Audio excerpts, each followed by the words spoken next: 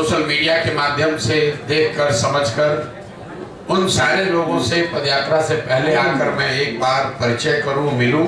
इसीलिए जिले में एक दिन पदयात्रा के बीच से निकलकर हम लोग आते हैं ताकि उन लोगों के सवालों का जवाब दे सकें, उनसे परिचय कर सकें, ताकि पदयात्रा आने से पहले वो लोग सोच समझकर इस परिकल्पना को बेहतर तरीके से जानकर ये निर्णय ले सकें कि वो पदयात्रा में अपनी क्या भूमिका चाहते हैं, क्या देखते हैं और किस तरीके से वो पदयात्रा में जुड़ेंगे। आज पूरा दिन करीब रात में 10 बजे तक हम इसी कैंप में यहाँ अररिया में जो साथी जन स्वराज की परिकल्पना से जुड़े हैं उनसे मिलने का, उनसे संवाद, उनके सवालों के जवाब का कार्यक्रम है। आपसे मिलने का मकसद ये है कि चूंकि यहाँ आए हैं, जिले में पहली बार आपसे मुखातिब हो रहे हैं, तो पदयात्रा के आपके उद्देश्य जो हमारे हैं वो बता दें और पदयात्रा के दौरान के जो अनुभव हैं, जो आगे की रणनीति है, आगे क्या करना चाहते हैं, या अगर आपके कोई राज्य और देश के स्तर पर राजनीति के अपने अनुभव का निचोड़ है। 10 बरस पहले मैं संयुक्त राष्ट्र संघ में था, फिर 10 बरस जिस काम को हमने किया उसको लोग चुनावी रणनीतिकार या चुनाव प्रबंधन के नाम से जानते हैं। 20 बरस के मेरे अनुभव के आधार पर बिहार के होने के नाते बिहार की गरीबी, पिछड़ापन, बदहाली के कारण को जानने और इसको सुधारने का जो रास्ता मैंने निकाला, जो समझ हमारी आई बात, उसी से जुड़ा हुआ है पदयात्रा के 3 उद्देश्य।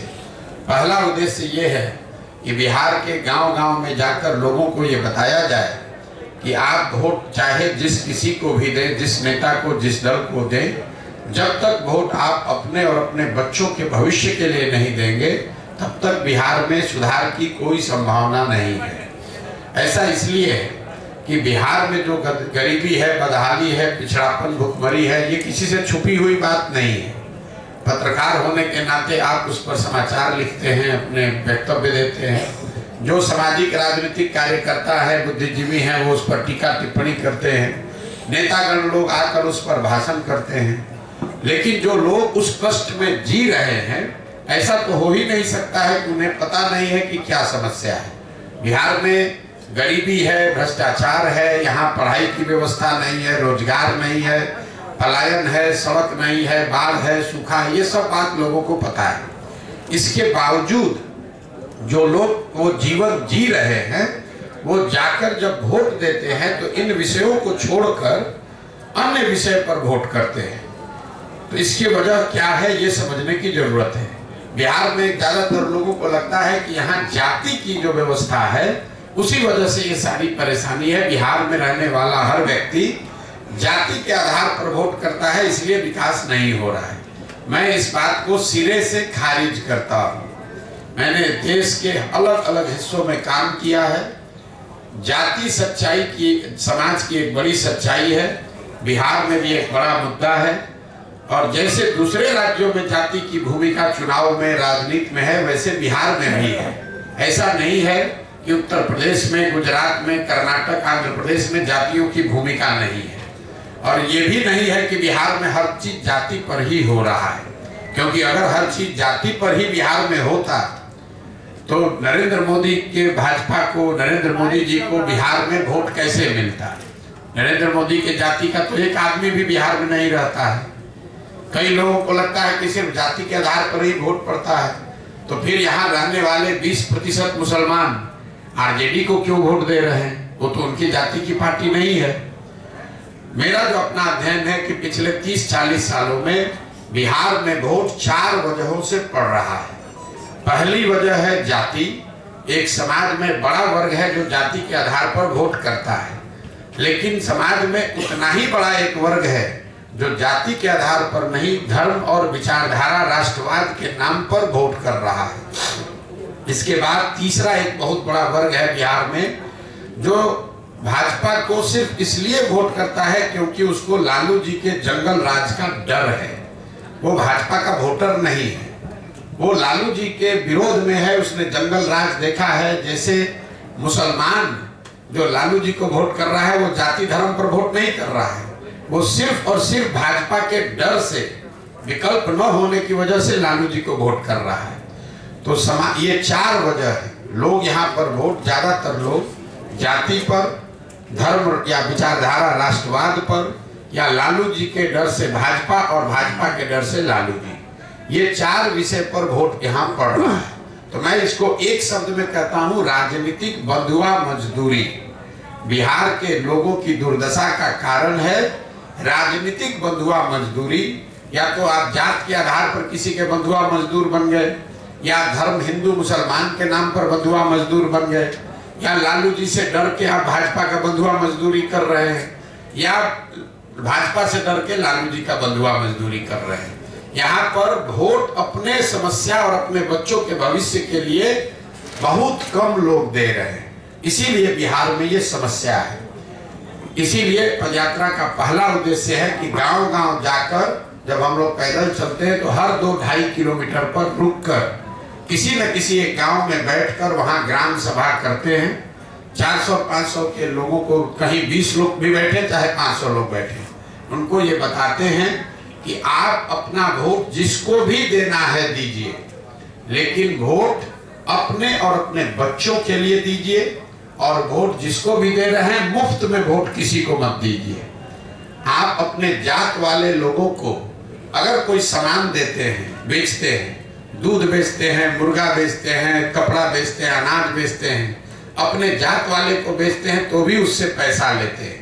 तो अगर 50 रुपए का दूध आप अपने जाति के लोगों को मुफ्त में नहीं देते हैं, तो लाखों रुपया का वोट आप अपने जाति वाले को मुफ्त में क्यों दे रहे हो? तो पदयात्रा का पहला उद्देश्य है समाज में इस बात को जाकर समझाना। दूसरा उद्देश्य ये है कि जन सुराज की जब मैंने परिकल्पना की तो बिहार में एक अध्ययन कराया, जिसमें करीब 55% लोगों ने बिहार में ये बताया कि बिहार में एक नए दल और विकल्प की जरूरत है। वो चाहे भाजपा के समर्थक हैं, लालू जी के समर्थक हैं, नीतीश के हैं या कांग्रेस के हैं, 55% लोगों का बिहार में मानना है कि बिहार में एक नए दल, नए विकल्प की जरूरत है।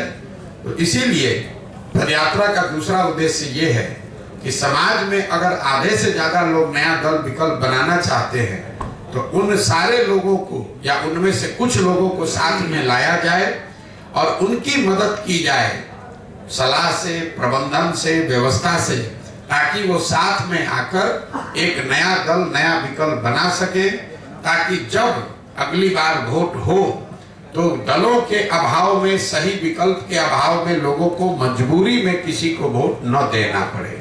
ये पदयात्रा का दूसरा उद्देश्य है। तीसरा उद्देश्य पदयात्रा का ये है, जिसकी वजह से इसमें इतना समय लग रहा है, 18 महीने हो गए, मैं आधा बिहार ही अभी चल पाया, कोई छुट्टी नहीं लेता हूँ, घर नहीं जाता हूँ, कैंप में ही रहता हूँ, इसके बावजूद 18 महीने में आधा बिहार ही पैदल चल पाए हैं। उसकी एक वजह यह है कि पदयात्रा का तीसरा उद्देश्य है कि बिहार के हर पंचायत का आज 8,500 पंचायत की जमीनी हकीकत को देखकर, समझकर उसके आने वाले 10 साल के विकास की योजना बनाई जाए, हर पंचायत का अलग अलग, ताकि जब ये दल बने तो हर पंचायत की योजना को बनाकर जारी किया जाए, ताकि लोग ये देख सकें कि अगर जन सुराज का दल बनता है, उसको वो वोट देते हैं, सरकार बनती है, तो उनके पंचायत के विकास के लिए जन सुराज के पास क्या योजना है। इस योजना में हम लोग वहाँ की स्थानीय समस्याओं के बारे में चर्चा करते हैं, उससे निजात कैसे पाया जाएगा उसका उपाय बताएंगे, लेकिन साथ साथ 3 बात हर पंचायत में सुनिश्चित तौर पर बताया जा रहा है। पहला, हर पंचायत में बच्चों के पढ़ने के लिए अच्छी व्यवस्था कैसे बनाई जाएगी। दूसरा, बिहार में पलायन रोकने के लिए हर पंचायत में 800 से 12 नए रोजगार के अवसर कैसे पैदा किए जाएंगे।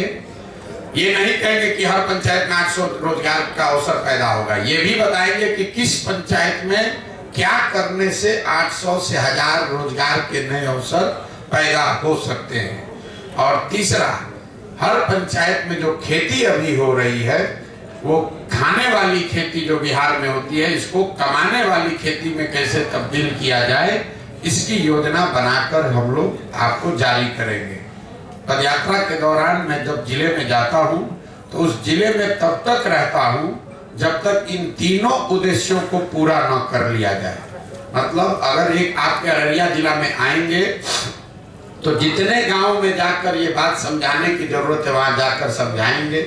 यहाँ का कोई गांव, कोई घर अछूता नहीं रहेगा। कोई ना कोई, मैं या मेरा साथी जाकर उसको जरूर खटखटाएंगे। पूरे अररिया से उन लोगों को चिन्हित करके एक साथ निकालेंगे जो कि नया दल बनाना चाहते हैं, और अररिया जिले के हर पंचायत के 10 साल की योजना जब बना लेंगे तभी अररिया से आगे के जिले में जाएंगे। तो इन 3 उद्देश्यों को लेकर हम लोग चल रहे हैं। आगे पूरा बिहार करने में 1-1.5 साल का समय लग सकता है, लेकिन मैं पूरी तरीके से संकल्पित हूँ। चाहे 2 बरस लगे या 5 बरस, इस काम को इसी तरीके से करेंगे, ईमानदारी और शुद्धता से करेंगे। क्योंकि मेरा अपना मानना है कि बिहार में जो विकट परिस्थिति है, जो गरीबी बदहाली है, इससे निकलने का एक और एकमात्र रास्ता यही है कि समाज और राजनीति करने वाले दोनों वर्गों को एक साथ लाया जाए, उनको एक भूमिका, एक लक्ष्य के साथ कि बिहार में आने वाले 10 साल में अपने और अपने बच्चों की चिंता करके अगर लोग सजग होंगे, खड़े होंगे, तभी बिहार में सुधार होगा। इसी प्रयास के जरिए बिहार में ये बेहतर करने को का संकल्प लेकर ये काम शुरू किए हैं। अब आपका जो सवाल है यात्रा के दौरान के अनुभवों का या अन्य किसी राजनीतिक विषय पर आप सवाल करना चाहते हैं तो आप स्वतंत्र हैं। बहुत बहुत धन्यवाद। ठीक है सर, मेरा नाम अमरेंद्र है, मैं आज तक से जुड़ा हुआ हूँ। मेरा कोई सवाल नहीं है, इसलिए सवाल नहीं है कि पहले तो पक्ष से सवाल होता था, अब विपक्ष से सवाल होता है। न तो आप पक्ष है न विपक्ष है, इसलिए मेरी एक राय है। जिस तरह से आप ग्रामीण स्तर पर पंचायत दर पंचायत भ्रमण करते हैं, तो मेरी अपनी राय है कि आजकल राजनीति किसान पर ज़्यादा फोकस हो रहा है। तो क्यों नहीं जन सुराज जो है, जिस तरह से पूरे देश में चैम्बर ऑफ कॉमर्स है, उसी तरह से पंचायत स्तर पर हम चैम्बर ऑफ फार्मर्स का भी गठन करें, बाद में स्टेट लेवल पर करें, ताकि ये सुनिश्चित हो अगर बीज का कीमत चैम्बर ऑफ कॉमर्स तय करे तो फिर अनाज का कीमत चैम्बर ऑफ फार्मर्स तय करेगा। एक तो ये मेरा सुझाव है। दूसरी बात एक जानना ये चाहते हैं कि जो अभी जो राजनीति में चुनाव में जाति जनगणना बहुत ज़्यादा फोकस हो गया है, तो आपकी नज़र में जाति जनगणना क्या ये सिर्फ पॉलिटिकल बेनिफिट है या फिर जन जन का इसमें फायदा भी है? देखिए, पहली बात आपको बता दें, जो आपने सुझाव दिया उसके लिए धन्यवाद। लेकिन जो लोग आप लोग बिहार में रहते हैं, अगर इस विषय को गंभीरता से समझना चाहते हैं तो अपने आप से ये सवाल पूछिए कि बिहार में किसानों की इतनी बदहाली के बावजूद पिछले 70-75 साल में कोई किसान का नेता, कोई किसान का आंदोलन क्यों नहीं हुआ? इसलिए नहीं हुआ कि बिहार में किसानों की संख्या, विशुद्ध किसानों की संख्या बहुत कम है। जो लोग किसान हैं, जो जमीन के मालिक हैं, वो खेती किसानी नहीं कर रहे हैं, वो रेंट पर अपनी जमीन को दे रहे हैं। उनको किसानों के मुद्दों से बहुत सरोकार नहीं है। उनको जो बटाई का पैसा मिलता है वो एक तरीके से लैंड के ओनर हैं जो उससे रेंट लेते हैं। और जो आदमी एक्चुअली में किसानी कर रहा है वो किसान वो भी नहीं है, क्योंकि उसकी जमीन नहीं है, वो मजदूर है, वो रेंट पर लेकर जमीन पर खेती कर रहा है। बिहार में 95% जो किसान है वो 2 बीघा से कम का मालिक है। तो उसकी जो खेती है वो खाने वाली खेती है, कमाने वाली खेती नहीं है। गांव देहात में आप सुनते होंगे लोग कहते हैं कि भैया रोपनी करने आए हैं, कटिया करने आए हैं, कमाने के लिए इसके बाद लुधियाना जाएंगे, पंजाब जाएंगे, कोयम्बटूर जाएंगे। क्यों ऐसा लोग कहते हैं? क्योंकि खेती यहाँ के लोगों की समझ में, नज़र में खाने का जरिया है। अपने और अपने बच्चों के लिए खाने की सुनिश्चितता हो जाए। खेती आमदनी का जरिया बिहार के लोगों के लिए नहीं है। इस बात की गंभीरता और इसकी गहराई को आप समझिएगा, गहराई में जाकर तब आपको पता चलेगा कि बिहार में इतना बड़ा इकोनॉमी रूरल और एग्रीकल्चर आधारित होने के बाद भी यहाँ आज तक सहकारिता के क्षेत्र में कुछ काम नहीं हुआ। आज तक यहाँ पर फार्मर्स एसोसिएशंस नहीं बने। आज तक यहाँ किसानों के लिए कोई बीज और फसल के बेचने की व्यवस्था सरकारी या गैर सरकारी नहीं बनाई गई, और किसान यहाँ हर साल अपने फसल को 30-40% कम दाम पर बेचकर भी आंदोलित क्यों नहीं होता है। अभी आप देख रहे हैं कि देश में किसानों का आंदोलन चल रहा है। वो कौन किसान है? वो पंजाब के किसान हैं, हरियाणा के किसान हैं, जिन्होंने अपना धान सरकारी मंडियों में पंजाब में 2100 रुपया में बेचा है। पूरे बिहार में किसानों ने धान बेचा है 1600 में, 1700 में, लेकिन बिहार का एक भी आदमी किसान दिल्ली आंदोलन में नहीं गया है, क्योंकि यहाँ पर विशुद्ध किसान बचे ही नहीं हैं। लोग खेती से, किसानी से अपने जीवन को बेहतर बनाने का रास्ता नहीं देखते हैं, वो खेती को खाने का जरिया मानते हैं, और इस तलाश में, इस अवसर में बैठे हैं कि कोई नौकरी मिल जाए, कोई धंधा मिल जाए कि खेती से जान छूटे, 1 बीघा जमीन भी है तो उसको बटाई कर दे, गांव छोड़कर भागे। इसलिए किसानों की समस्या यहाँ बहुत बड़ी है। इसको नए सिरे से सोचने, समझने और सुधारने की जरूरत है।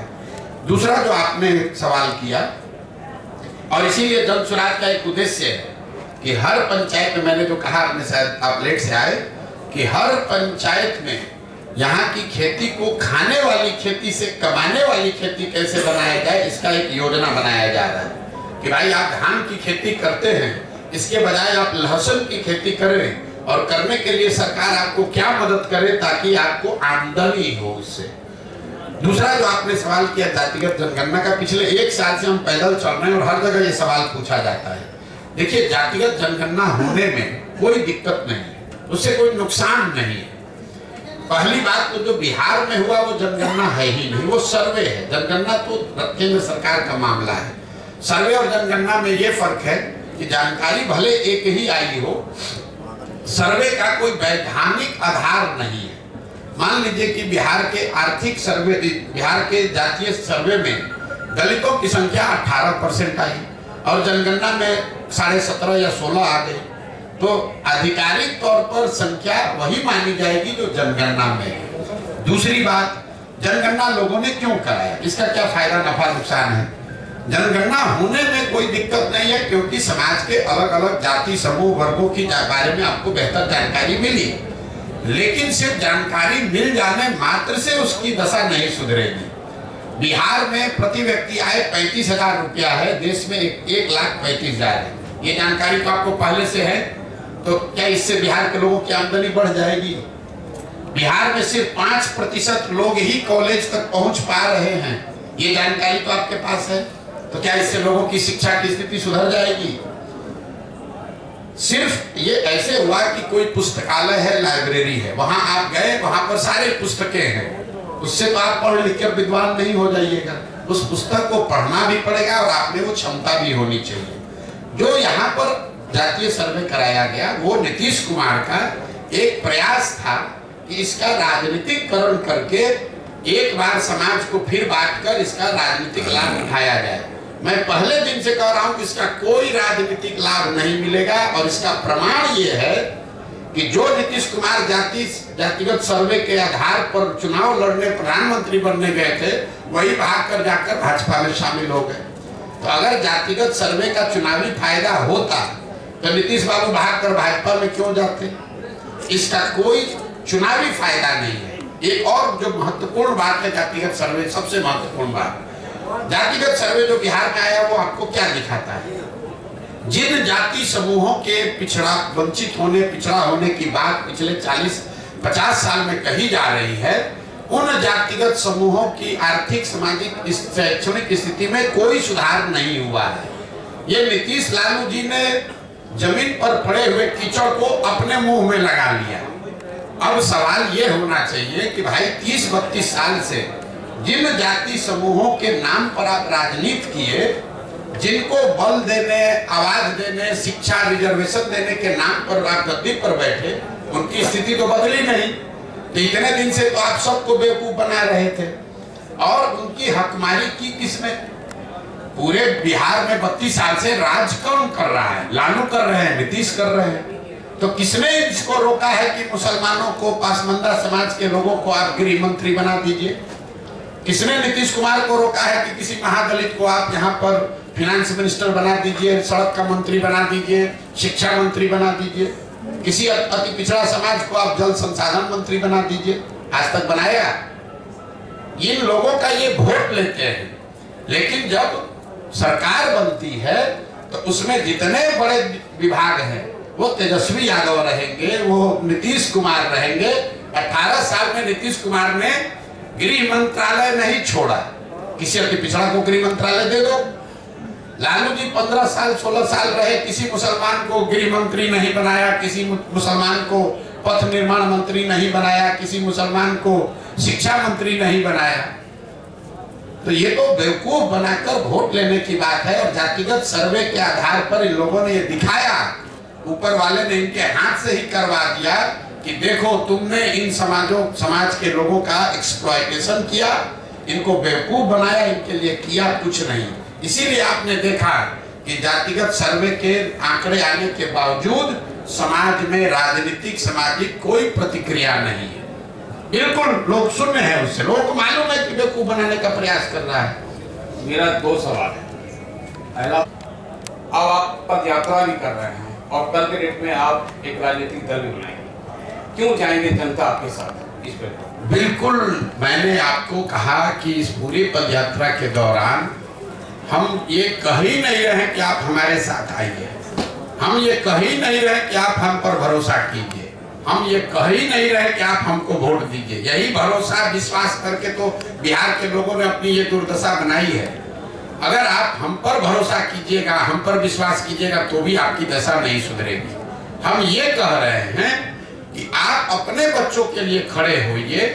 आज तक आप दूसरे का झंडा लेकर चले हैं, आप अपना और अपने बच्चों का झंडा बुलंद कीजिए। हम आपके पीछे खड़े हैं, हम आपको सुझाव देंगे, हम आपको व्यवस्था देंगे, हम आपको संसाधन देंगे, हम आपको चुनाव लड़ाएंगे, लेकिन खड़ा तो आपको होना न पड़ेगा भाई। हमारे पीछे चलिएगा, फिर हम भी आपको ठगेंगे। हम तो ये बात सामने से कह रहे हैं, तो आप जो ये सवाल कर रहे हैं आप पर भरोसा क्यों करें? हम भाषण की शुरुआत ही इसी बात से करते हैं कि आप वोट मांगने वालों पर भरोसा करते आए, वो चाहे कांग्रेस हो, आरजेडी हो, भाजपा हो, जदयू हो, सब ने आपको ठगा। अब प्रशांत किशोर आए हैं, हम पर भरोसा करोगे, हम भी ठगेंगे। इसलिए रास्ता ये नहीं है, रास्ता ये है कि आप अपने बच्चों के लिए पहले खड़े होइए। छोड़िए देश का चिंता, देश विकसित होगा कि नहीं होगा उसका चिंता थोड़े दिन छोड़ दिया जाए। मोदी जी कह रहे हैं कि 2047 में देश को विकसित बनाना है, इसलिए सब लोग भाजपा को वोट दीजिए।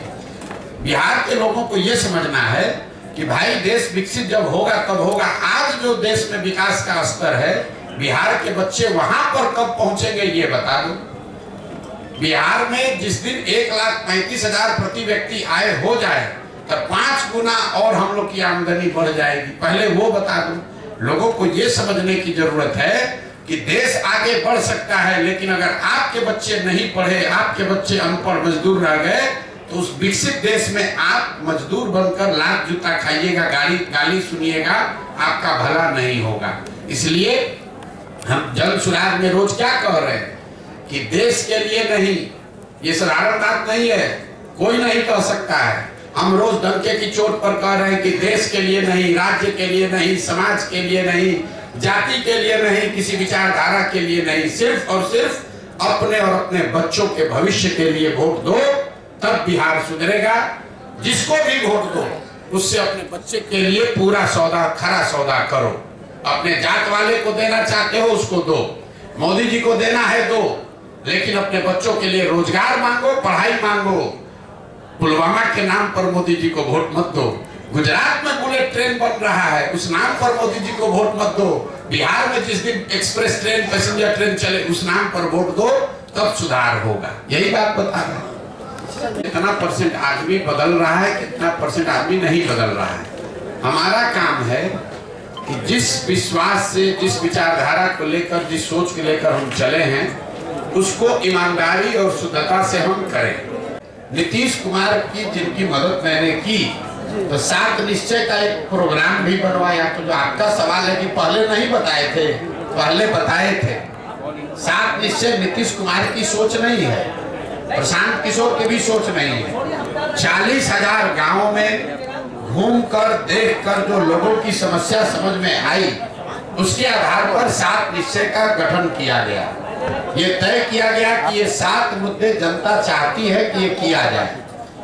उस काम को कराने के लिए बिहार विकास मिशन की स्थापना भी करवाई, लेकिन जिसको आपने चुनकर वो जिम्मेवारी दी, अगर 7 निश्चय वो लागू नहीं किया तो मेरा नागरिक होने के नाते ये फर्ज नहीं है कि हम सवाल उठाएं। अगर बिहार के हर 18 से 35 साल के बच्चे को बेरोजगारी भत्ता के तौर पर 1000 रुपया मिलता तो क्या ये बेहतर नहीं होता? वही बात तो आज उठा रहे हैं। अगर बिहार के हर नाली गली का पक्कीकरण हो जाता है तो बिहार की स्थिति नहीं सुधरती, वही बात बता रहे हैं। अगर बिहार के हर गांव घर में नल से पानी पहुंच जाता तो बिहार के लोगों की दशा नहीं सुधरती, वही बात बता रहे हैं। तो नई बात क्या बता रहे हैं? ये काम पहले नीतीश कुमार को बताया कि भैया आप इसको कीजिए, आपको जिताने में मदद करते हैं, उन्होंने नहीं किया।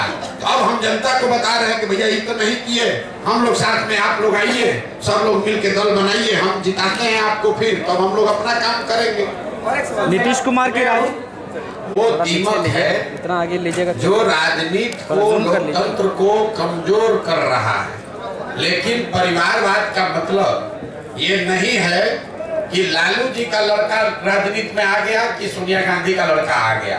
परिवारवाद को अगर आपको समझना है तो बिहार की स्थिति को आप जरा देखिए। बिहार का एक आंकड़ा दे रहे हैं, इसको याद समझ लीजिए। बिहार में पिछले 30 वर्ष में जितने लोग सांसद विधायक बने हैं, चाहे वो किसी भी दल के हैं, किसी भी दल का सांसद विधायक है, 30 वर्ष में सबका सूची बनाइएगा तो आपको पता चलेगा कि बिहार में सिर्फ 1250 परिवार के लोग ही विधायक और सांसद बने हैं। बिहार में की आबादी है 13 करोड़, यहाँ रहते हैं 3.5 करोड़ परिवार, लेकिन सिर्फ और सिर्फ 1250 परिवार के लोग ही विधायक सांसद बने हैं। इसका मैं आपको एक उदाहरण दूंगा, आपको समझ में आएगा। आपको हमको लग रहा है मोदी जी आकर बोले कि लालू जी परिवारवाद कर रहे हैं, लालू जी कहेंगे ना ना तुम्हारे पार्टी में भी परिवार, भाजपा में भी परिवारवाद वाले लोग हैं, हम दोनों को हटा रहे हैं किनारे। आप एक उदाहरण देखिए बिहार के नजरिए से। भाजपा में अभी प्रदेश अध्यक्ष है सम्राट चौधरी जी, उप मुख्यमंत्री इस राज्य के। सम्राट चौधरी जी कौन है? इनके पिताजी का नाम है शकुनी चौधरी। जब इस राज्य में कांग्रेस का शासन था आज से 35 साल पहले, तो शकुनी चौधरी जी कांग्रेस की उस सरकार में विधायक और मंत्री थे। फिर जनता ने कांग्रेस को हटाया, लालू जी की सरकार बनाई, तो लालू जी के भी सरकार में शकुनी चौधरी विधायक और मंत्री बने। फिर जनता ने लालू जी को हटाया, नीतीश जी की सरकार बनाई, नीतीश जी के भी सरकार में शकुनी चौधरी विधायक और मंत्री बने। फिर जनता ने नीतीश कुमार को हटाया, मांझी जी मुख्यमंत्री बने, उसमें भी शकुनी चौधरी विधायक और मंत्री थे। आज जब देश में भाजपा दिख रही है तो भाजपा को भी कोई दूसरा कुशवाहा लड़का नहीं मिला, उनको भी शकुनी चौधरी का लड़का ही मिला है। ये आपको क्या दिखाता है? ये आपको हमको लगता है कि हम कांग्रेस को हटाए, लालू को लाए, लालू को हटाए, नीतीश को लाए। एक ही परिवार का आदमी है, सरकार चाहे किसी की हो। और मैं आपको सिर्फ एक उदाहरण दे रहा हूं। आप किसी भी बिहार के विधानसभा क्षेत्र को उठा लीजिए, किसी विधानसभा और लोकसभा क्षेत्र में पिछले 30 वर्ष में 4-5 से ज्यादा परिवार के लोग न चुनाव लड़े हैं, न जीते हैं, न हारे। तो जब तक इस व्यवस्था को नहीं बदला जाएगा कि विधायक का लड़का विधायक बने, मंत्री का लड़का मंत्री बने, तब तक सुधार नहीं होगा। आप इसको समझिए। अगर सुनील गावस्कर का लड़का ही क्रिकेट खाली खेलता तो हमने अपने सचिन तेंदुलकर को कहां देखा होता? अगर सचिन तेंदुलकर का लड़का ही टीम में रहेगा तो विराट कोहली कहां से आएंगे? अगर विराट कोहली ही खाली रहेंगे, उनका लड़का रहेगा, तो सूर्य कुमार यादव कहां से आएंगे? ये लोकतंत्र इसलिए बना हुआ है कि जिसमें भी क्षमता है वो आगे आए, समाज का नेतृत्व करे। बिहार में राजनीतिक बंधुआ मजदूरी ने लोकतंत्र को ही करीब करीब खत्म कर दिया है। 1250 परिवार के लोगों ने जाति धर्म के नाम पर, पैसे और बाहुबल के नाम पर पूरी व्यवस्था को हाईजैक कर लिया है। किसी की सरकार बने वही आदमी विधायक मंत्री बन जाता है, फिर आप और हम कह रहे हैं कि बिहार में परिवर्तन नहीं हो रहा है। अब शकुनी चौधरी अगर 30 वर्ष में कांग्रेस के राज में, लालू जी के राज में, नीतीश के राज में सुधार नहीं कर पाए, तो अभी भाजपा के साथ जुड़कर कैसे सुधार कर देंगे? ये बात समझने की जरूरत है। इसलिए जन सुराज में नीचे से वैसे लोगों को खड़ा किया जा रहा है जिनके बाबूजी विधायक नहीं है तो कोई बात नहीं है, आपके पास पैसा नहीं है तो कोई बात नहीं है, आपके पास अगर समाज की समझ है, आप में जज्बा है, नियत है, बिहार को सुधारने की मंशा है, तो आप जन सुराज से जुड़िए। बाकी चिंता जन सुराज आपके बिहार में करेगा। बहुत बहुत धन्यवाद भैया, खत्म कीजिए। क्योंकि आपने बार बार अपने भाषणों में ये जिक्र किया है, पलायन बिहार की एक बड़ी समस्या है, तो सीमांचल की भी एक बड़ी समस्या है। जब हमने इसको डीप किया तो इसमें सबसे बड़ा कारण हमें फ्लड नजर आता है। तो आपके पास कोई ऐसा रोड मैप है? देखिए ऐसा है, फ्लड सिर्फ सीमांचल की समस्या नहीं है, कोसी में भी फ्लड की इतनी ही समस्या है। नेपाल से लगता हुआ पूरा जो एरिया है, सीतामढ़ी, शिवहर, वहां पर भी फ्लड की समस्या है। बिहार में 50% जो यहाँ के प्रखंड है वहाँ फ्लड की संभावना है, या वहाँ उसका फ्लड का डर है। पलायन बिहार में हमने देखा, जहाँ पर फ्लड आ रहा है, जहाँ नहीं आ रहा है, पलायन हर जगह। ऐसा नहीं है कि जिस प्रखंड में, जिले में बाढ़ नहीं आ रहा है वहाँ पर उद्योग धंधा चल रहा है, वहाँ से पलायन नहीं हो रहा है। फर्क इतना है कि जिन प्रखंडों से, जिलों से में बाढ़ आ रहा है वहाँ पर पलायन का स्तर 60-70% है, जहाँ पर बाढ़ नहीं आ रहा है वहाँ का पलायन 40-50% है। तो जल संसाधन को लेकर बिहार में एक नए समुचित होलिस्टिक प्रयास की जरूरत है, क्योंकि सिर्फ बाढ़ की समस्या नहीं है। 50% प्रखंड में बाढ़ है, करीब 25% प्रखंड में, बचे हुए 25% प्रखंड में जल जमाव की समस्या है। आप जब गोपालगंज से पैदल चलेंगे तो गोपालगंज, सिवान, छपरा, वैशाली, समस्तीपुर जो एरिया है, बीच मध्य बिहार जो है, इसमें कोई ऐसा पंचायत नहीं है जहां 2-4-5 हजार एकड़ जमीन में परमानेंट पानी न लगा हुआ। इसी तरीके से 1/3 जमीन में सूखे की समस्या है। तो परेशानी यह है कि आधी जमीन में बाढ़ है और आधा जो जमीन ठीक है उसके आधे में या तो जल जमाव है या सूखा है। तो जब तक यहाँ जल प्रबंधन की व्यवस्था समुचित तरीके से ठीक नहीं की जाएगी, तब तक सिर्फ बांध लगाने से, बाढ़ रोकने से बात बनने वाली नहीं है। तो और एक चीज और आपको बता दें, आप लोग पत्रकार हैं, आपके लिए जानकारी का विषय, बिहार में भ्रष्टाचार हर विभाग में है, लेकिन जल संसाधन से ज्यादा भ्रष्टाचार कहीं नहीं है। इसका प्रमाण क्या है, हम आपको बता देते हैं। यहाँ चाहे किसी गठबंधन की सरकार रहे, सारे विभागों का बंटवारा होता है। 2 विभाग ऐसे हैं जिसका मुख्यमंत्री रहता है वही रहता है। एक है होम विभाग, गृह विभाग, और दूसरा है जल संसाधन विभाग। ऐसा क्यों? रोड में चोरी कीजिएगा, कल होके हल्ला हो सकता है, आप पकड़ा सकते हैं। एकमात्र विभाग जल संसाधन में जिसमें जितना लूटना है लूट लीजिए और कागज पर लिख दीजिए कि बाढ़ आया, सब बह गया। तो जो सत्ता में रहता है बिहार में जल संसाधन विभाग, आप इसको जाके पत्रकार के नाते देख लीजिएगा। नीतीश कुमार 18 साल से मुख्यमंत्री हैं, 9 अलग-अलग गवर्नमेंट 9 तरीके के बनाए, लेकिन जल संसाधन विभाग किसी को नहीं दिया। लालू जी जब रहे वो सब विभाग बांट देंगे, जल संसाधन नहीं बांटेंगे। ये इसलिए कि ये दुधारू गाय है, हर साल बाढ़ लाने के नाम पर, बाढ़ से बचाने के नाम पर लोग लूट करते हैं, और इस यही वजह है कि ये सुधार नहीं हो रहा है। बिहार नीतीश कुमार की राजनीति को किस तरह से देख रहे हैं? नीतीश कुमार जी की राजनीति को कैसे देख रहे हैं? नीतीश कुमार की राजनीति को इतना ही देखते हैं कि अब उनके राजनीतिक जीवन का ये अंतिम दौर चल रहा है। जितना हाथ पांव मारना है मार ले, कुछ महीने की राजनीति बची हुई है। जदयू एज ए दल का कोई भविष्य नहीं है, ये दल खत्म हो रहा है। अब देखिए जरा नीतीश कुमार की बात, आप लोग सब पत्रकार लोग इसको सुन लीजिए भाई। आपके हमारे मुख्यमंत्री गए हैं स्कॉटलैंड, याद रखिए, स्कॉटलैंड गए हैं बिहार में इन्वेस्टमेंट लाने के लिए। स्कॉटलैंड में एक ही इंडस्ट्री है। स्कॉटलैंड तीन बातों के लिए जाना जाता है। स्कॉच विस्की का नाम आप सुने हो। तो जिस राज्य का मुख्यमंत्री शराबबंदी की बात कर रहा है वो दुनिया में वहां गया जहां से स्कॉच बनता है, जो स्कॉच के लिए फेमस है। तो काहे के लिए गए हैं वहां? दूसरा, वहां स्कॉटलैंड जाना जाता है मेडिकल की पढ़ाई के लिए।